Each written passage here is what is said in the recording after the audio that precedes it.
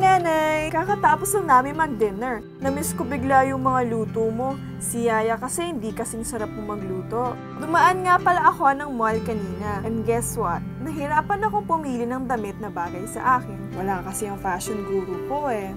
Nay, remember Ron, yung cute kong classmate? In love na yata ako sa kanya. Sana nandito ka para maikwento ko sa'yo lahat-lahat. I miss spending time with you, Nay. Alam mo namang ikaw ang best friend ko, di ba? Gusto kitang yakapin ng mahigpit at ibulong sa iyong mahal na mahal kita. Nanay, Happy Mother's Day! Bukas magsa-celebrate kami dito nila Lola.